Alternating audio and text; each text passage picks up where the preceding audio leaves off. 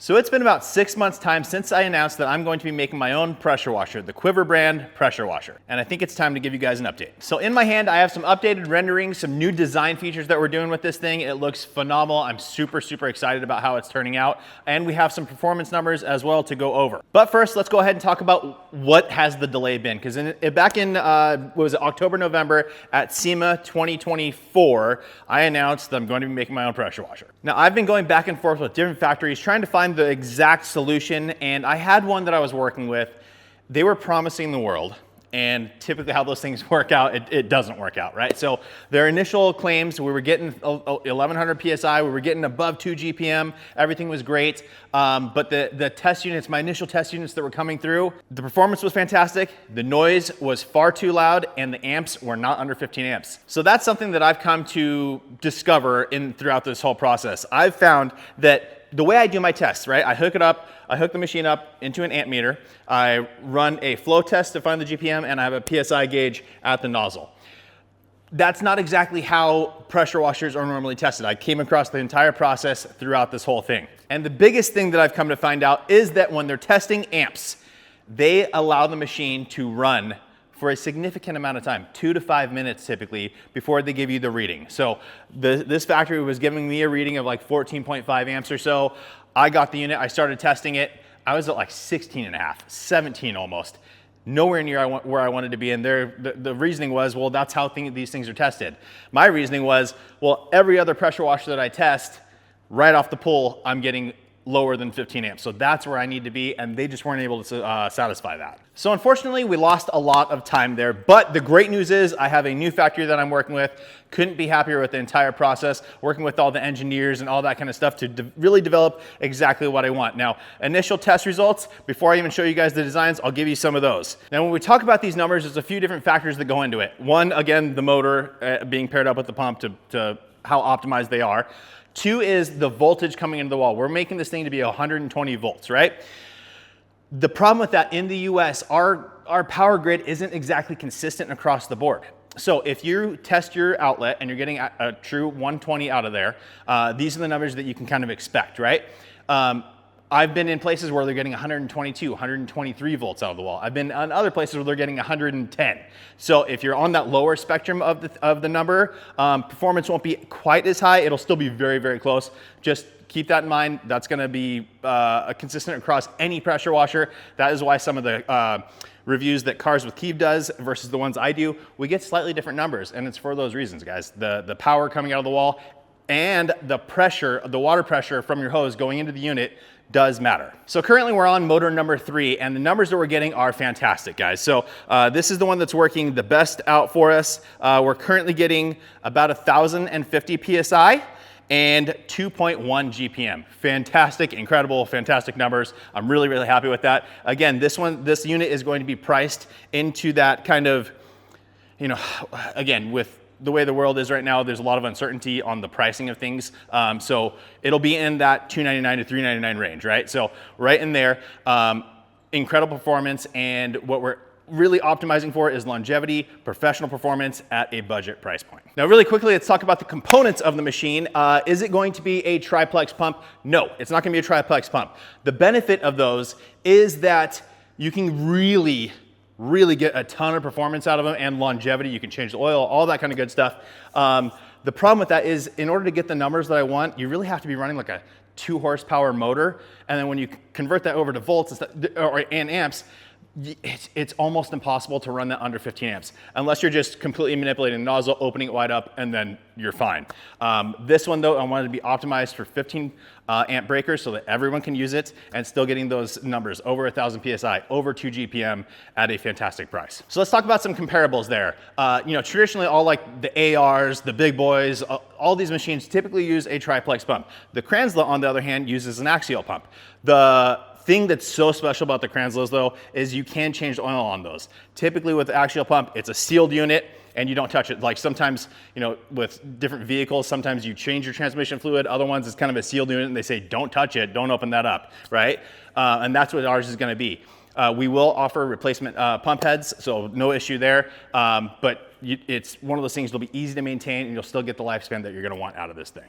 Additionally, it is an induction motor, so not a universal motor. Induction motors last longer, they run quieter, and that is the goal with this machine. I want it to be as quiet as possible, so I'm really excited for that. Again, with the induction motors, they last longer than universal motors. They are also much more expensive. So if we're looking at a good comparison, the Ryobis, right? All use a universal motor. You get that higher pitched whine, and they don't last quite as long as an induction motor. The Active 2.0 uses a universal motor and an axial pump. They use that special patented, their design is patented, of that 5-piston pump that gets a ton of flow. It's fantastic. And then when you step up to their Active 2.3, now they're using an induction motor and an axial pump. So that's kind of where mine's gonna fit as well. It's gonna be induction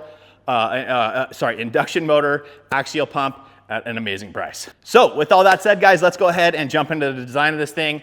I'm gonna put it up here for you. So I'm gonna step back and I'll put a screen up of it here for you. But here is the design. Really, really pumped on how this has come out. So there's gonna be a couple of cool features. Right now I'm showing you it sitting horizontally, like you put this thing on a shelf and you're good to go. Right on the top. So on the top, you'll see in this picture, the power button is right on the top. That is changing, and you'll see that on the next image. But we're gonna change that and put it right on the front of the machine. So if you look closely, the part that you can see sort of the arch, right? And then there's a water outlet there. That is the outlet. That's where your hose is gonna come out. The other end is your water inlet. So I talk about it all the time for guys, for units that are just sitting around and things like that. I prefer an inline. So one end of the machine has the inlet, the other end of the machine has the outlet. I'm not doing that on this because my ideal here is these are most likely going to be wall mounted, right? And we're actually coming out with a solution for that. It's not even coming out with a solution. It is wall mountable. It will come with a bracket so you can wall mount this thing. And with that, you have the option to run it either just sitting, you can mount it on your shelf custom however you want, or you can use the solution that I'm coming out with, wall mount it. It'll actually sit vertical. I'll show you that image here shortly. Another thing to note, guys, is you can see some cool textured design on the side of the unit. We're gonna have the teal to match the foam cannon, different logos throughout. And then if you look closely on the bottom rail, there is a male end quick connect there. I wanted to create a solution where you could store your pressure washer gun, and when you wall mount this thing vertically like it's designed to be, that's a great solution. If you're not doing that though, and you are just leaning it down or moving it or whatever else, the gun's gonna sit kind of sideways. So please comment down below and let me know your thoughts on that. Again, if you're wall mounting it in the way it's meant to be wall mounted, it's a really good solution.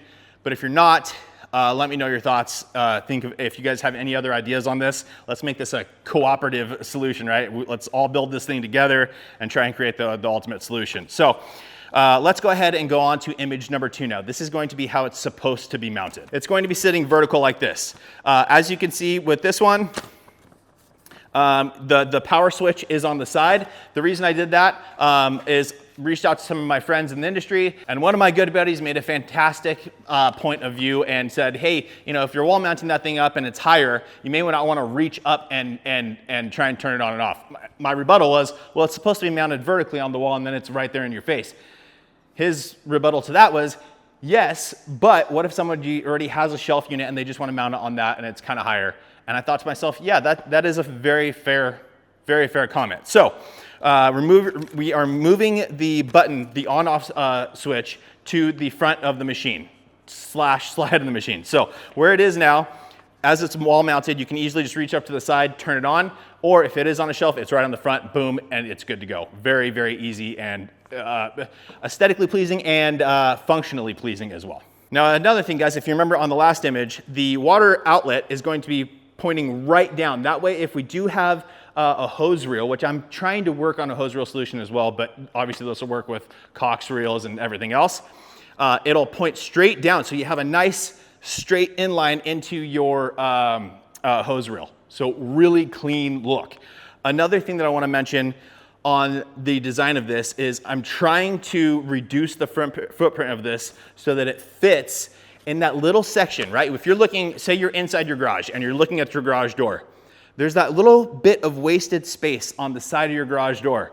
Why aren't we utilizing that space? With this solution, I'm hoping that it will fit there, at least in most cases, and then we can really leave the rest of the wall open to whatever other storage that we need. So really trying to tuck this thing away and give everyone a good option for, you know, saving space in your garage. All right, now as far as if you don't have a hose reel, just basic hose storage. If you look at the top here where the handle is, that's gonna have a little lip so you can just hang your hose right over the top of that. Super simple. How this is mounted, it'll just be a little cleat on the back that fits in. There's a bar running in the middle. You can just simply plop it on there, and it will be centered in for balance, so that when if you're pulling on your hose, it's not going to be, the bottom end's not going to be coming off the wall. It'll sit nice and securely. Another thing, now that it's in this position, you can see right on the bottom here where it says QUIVR, right above that on both sides of the handle is 4 nozzle storage solutions, right? So my idea is to offer I don't see any reason to offer a 0 degree.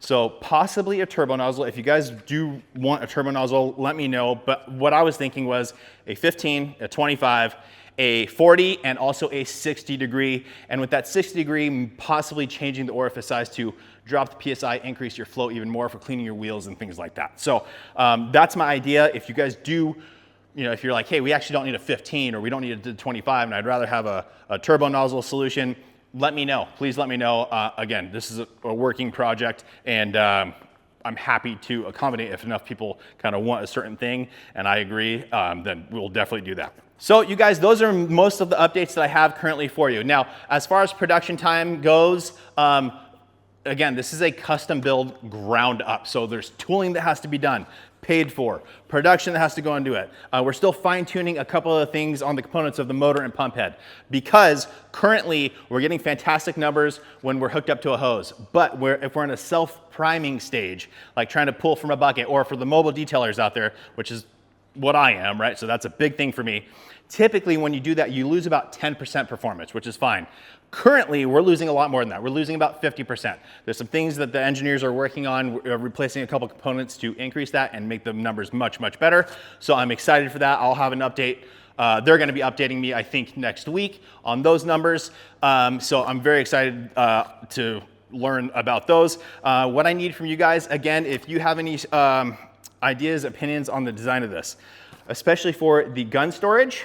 Do we even do that, or do we just offer a storage solution that you can mount separately that'll hold foam cannons and all that kind of good stuff? Or do we try and integrate it in here? And if you have any good ideas, please let me know. Also, again, with the water inlet and outlet. Again, water inlet will be coming into the side, outlet straight down. So again, for your hose, it's very easy to plug in and go. That'll just be a standard male quick connect there. And then for the water inlet, I'm thinking if this was wall mounted and it's coming into the side, it should be okay. But do we put, if it's possible, do we put a 90 degree there, or offer that as an option so that you can have it come out and point down so your water is coming up into it and then dropping down that way? When it's wall mounted, that may be a good solution. If it's wall mounted this way. If you're just sitting on a shelf, maybe not. But again, please let me know your thoughts, suggestions.